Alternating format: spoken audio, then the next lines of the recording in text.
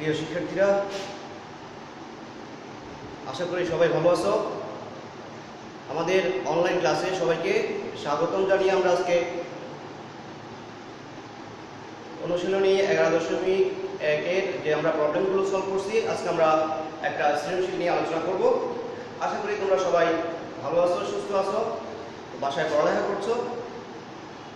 আমরা আমাদের ক্লাসে চলে আসি সরাসরি। এর আগের ধারাবাহিকতায় আমরা 11.1-এর আরও দুটি ক্লাস আমরা নিয়েছিলাম। তো সেই দুটি ক্লাসের ধারাবাহিকতায় আজকে আমরা একটি সৃজনশীল প্রশ্ন সলভ করব। সবাই বোর্ডের দিকে যদি আমরা একটু লক্ষ্য করি, এখানে আমরা একটা সৃজনশীলের উদ্দীপক হচ্ছে a b c ক্রমিক সমানুপাতিক এবং b square minus 2b/x plus 1 equal 0। প্রশ্ন হচ্ছে যে দেখাও যে a by c equal a square plus b square by b square plus c square. খ নম্বর প্রশ্ন হচ্ছে যে প্রমাণ করো যে a square b square c square into 1/a cube plus 1/b cube plus 1/c cube equal a cube plus b cube plus c cube প্রমাণ করতে হবে। এবং গতে প্রমাণ করো যে p equal √1 plus x plus √1 minus x by √1 plus x minus 1 √1 minus a। এটি আমরা প্রমাণ করব। তো আমরা সবাই আশা করি মনোযোগ সহকারে বিষয়টি খেয়াল করব। তো প্রথমে আমরা যে প্রশ্নটা আছে সেটা আমরা সলভ করব। শিক্ষার্থীরা, আমরা যদি লক্ষ্য করি, বলছে যে দেখাও যে a by c equal a square plus b square by b square plus c square. তাহলে এখানে a এবং b এর সাথে সম্পর্কিত উদ্দীপক হচ্ছে abc ক্রমিক সমানুপাতিক। তাহলে আমরা কি লিখব? দেওয়া আছে a b c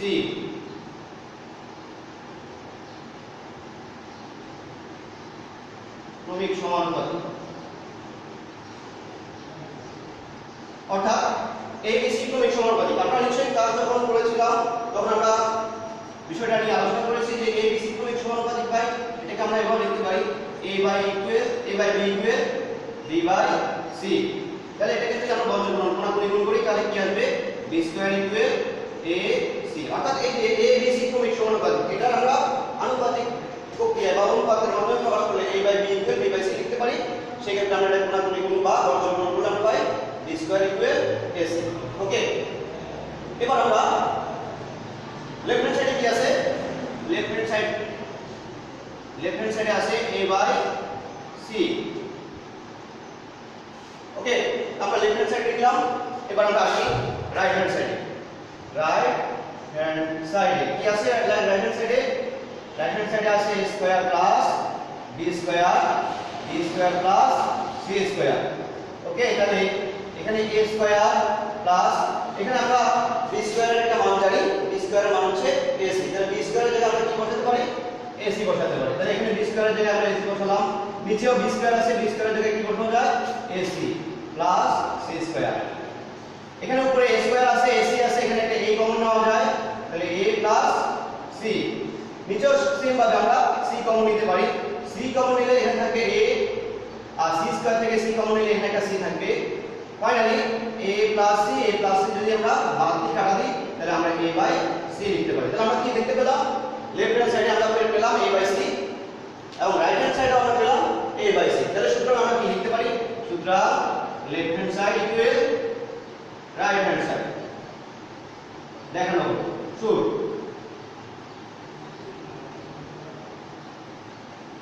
আশা করি আমরা প্রবলেম সলিউশন আমরা বুঝতে পেরেছি। তো শিক্ষার্থী বন্ধুরা, আমরা এবার খ নাম্বার প্রবলেমটা সলভ করব। আমরা সবাই একটু লক্ষ্য করি।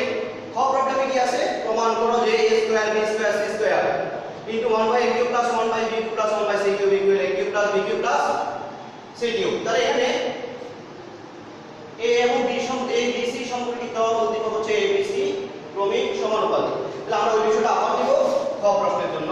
তাহলে সেই ক্ষেত্রে খ প্রশ্নের জন্য আমরা কি লিখতে পারি? দেওয়া আছে abc ক্রমিক সমানুপাতিক। তাহলে abc ক্রমিক সমানুপাতিক কি আগের মতই a by b equal b by c লেখা যায় এবং আমরা এটাকে বর্গমূল করে b স্কয়ার ইকুয়াল ac লিখতে পারি।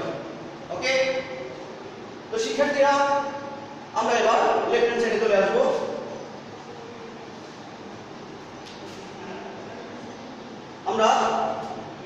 সাইড কি জানি a square b square c square into 1 by a cube plus 1 by b cube plus 1 by c cube. শিক্ষার্থী বন্ধুরা, আশা করি তোমরা বিষয়গুলো খেয়াল করছো।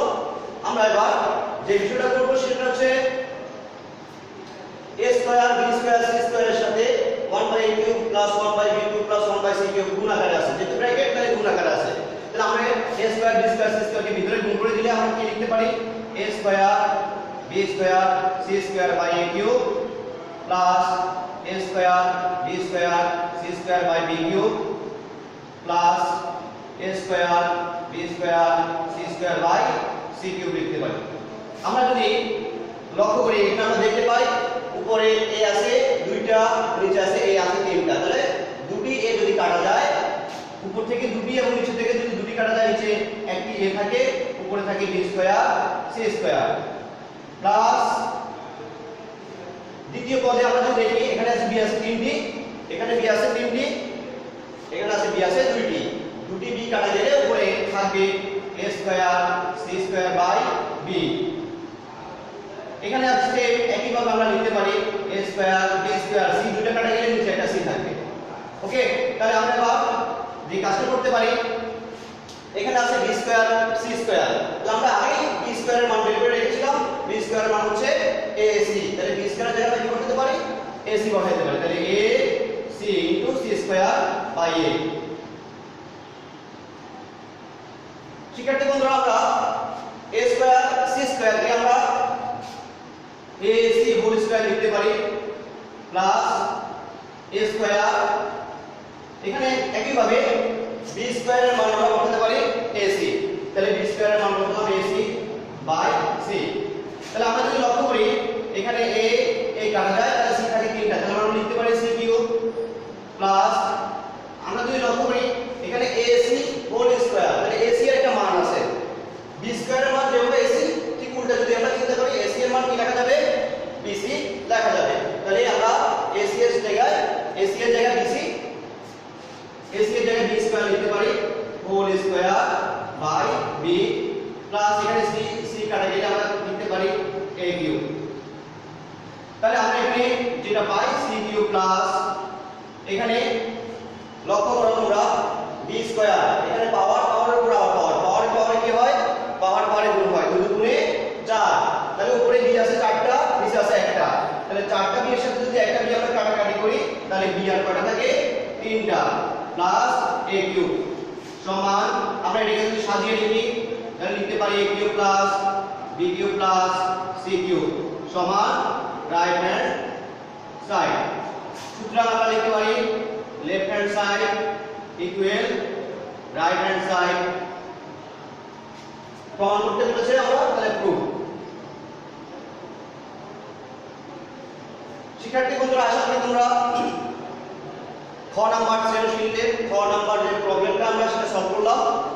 তো খ নাম্বার প্রবলেম সলভ যেটা করলাম, আশা করি তোমরা বিষয়টি বুঝতে পেরেছো, প্রবলেমটা সলভিংটা তোমরা আশা করি বুঝতে পেরেছো। আমরা এবার তৃতীয় যে প্রবলেমটা, সেই প্রবলেমটা আমরা সলভ করব, তোমরা একটু লক্ষ্য করবে। তৃতীয় প্রবলেমে কি আছে, প্রমাণ করো যে p equal √1 + x + 1 - x by √1 + x - √1 - x। এই প্রবলেমের সাথে কোন উদ্দীপকটা সংযুক্ত? সেকেন্ড যে উদ্দীপকটা ছিল p² - 2p/x + 1, দ্বিতীয় যে উদ্দীপকটা ছিল সেই উদ্দীপকটা যুক্ত রয়েছে। তো আশা করি তোমরা সেই বিষয়টা লক্ষ্য করবে। তাহলে আমরা গ নাম্বার যে প্রবলেম সেটাকে আমরা সলভ করব। শিক্ষার্থীরা, আমরা কি লিখতে পারি তাহলে? দেওয়া আছে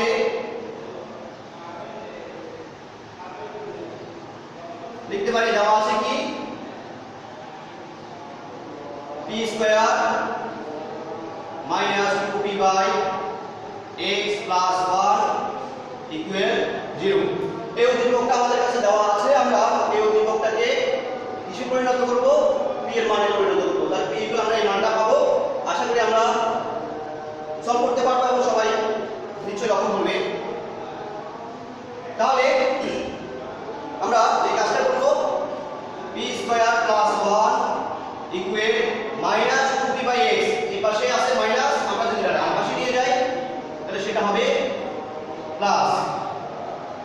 শিক্ষার্থীরা আমরা যদি একটু খেয়াল করি এখানে p² + 1, এটা নিচে কি আছে 1, তাহলে এটাকে আমরা যদি এভাবে লিখি যে p² + 1, তাহলে এই যে কোণাকুণি যে বিষয়টা এখানে আছে, কোণা বরাবর উপরে আছে 2p, এই কোণা বরাবর নিচে আছে 1, এই কোণা বরাবর আমরা এটাকে নিয়ে এসে 2p টাকে নিচে লিখতে পারি ইকুয়াল, তাহলে উপরে কি থাকবে 1 থাকবে, তাহলে এই যে নিচে 1 আছে কোণাকুণি ভাবে 2p টা নিয়ে আসলাম, এই যে নিয়ে আসার পদ্ধতি, এই পদ্ধতিকে কি বলা হয় একান্তরকরণ পদ্ধতি। এটা কি বলা হয়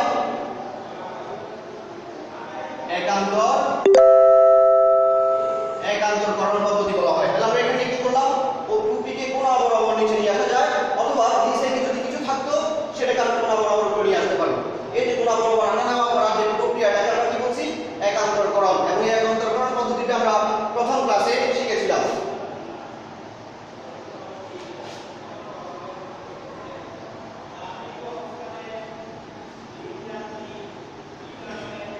শিক্ষার্থীরা তোমরা যদি লক্ষ্য করো,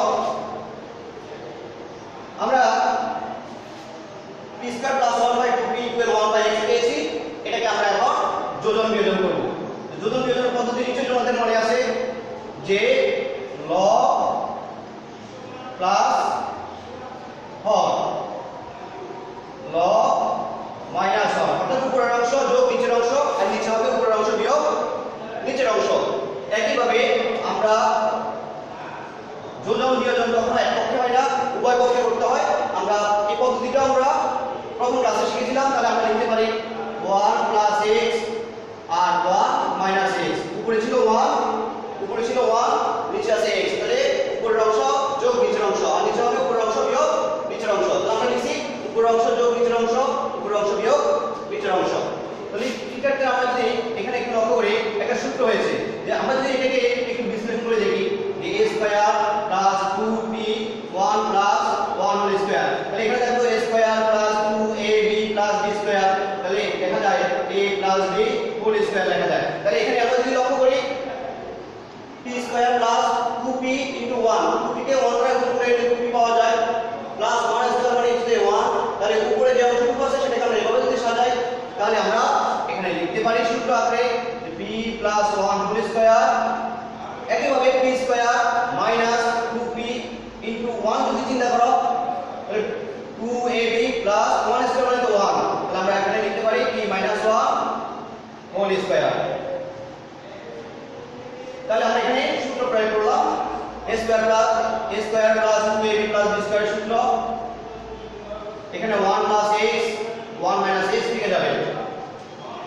আমরা যদি আবার লক্ষ্য করি উভয় পাশে যদি আমি বর্গমূল করি, উভয় পাশে বর্গমূল করলে এখানে স্কয়ার চলে যাবে, থাকবে p + 1/p - 1 equal 1 + x 1 - x। উভয় পাশে আমরা উভয় পক্ষে কি করলাম বর্গমূল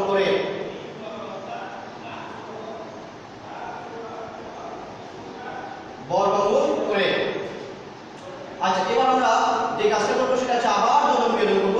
তাহলে উপরের অংশ প্লাস নিচের অংশ, উপরের অংশ প্লাস মাইনাস, যখন মাইনাস করব তখন নিচের অংশের সাথে মাইনাস গুণ হবে, তাহলে -p minus a plus 1 equal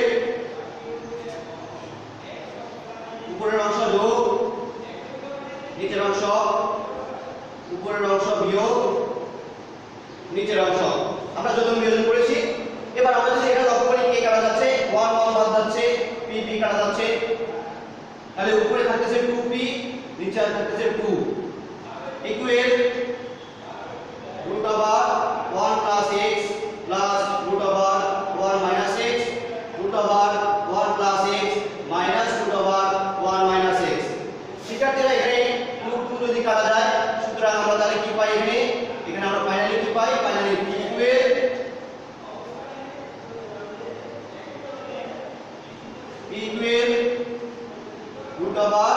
√1 + x +√1 - x √1 + x -√1 - x। একটু যদি আমরা লক্ষ্য করি আমরা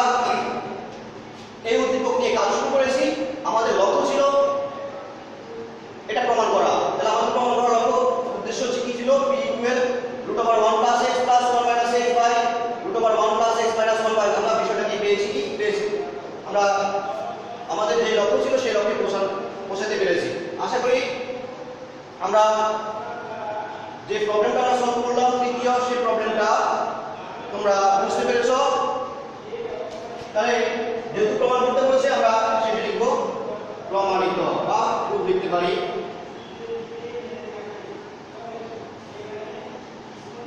শিক্ষার্থীরা,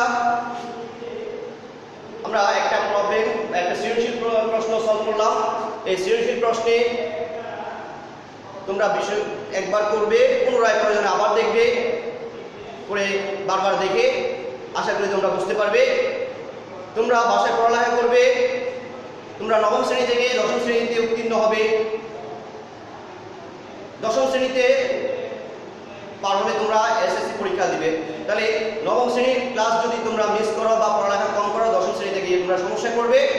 তো আশা করি তোমরা এই ভুলটি না করে নবম শ্রেণীর পড়ালেখা নবম শ্রেণীতে শেষ করে দশম শ্রেণীতে তোমরা সুন্দর করে উত্তীর্ণ হবে। সবাই ভালো থাকবে, সুস্থ থাকবে। সবাইকে পুনরায় শুভেচ্ছা জানিয়ে আজকের ক্লাস শেষ করলাম। ধন্যবাদ সবাইকে।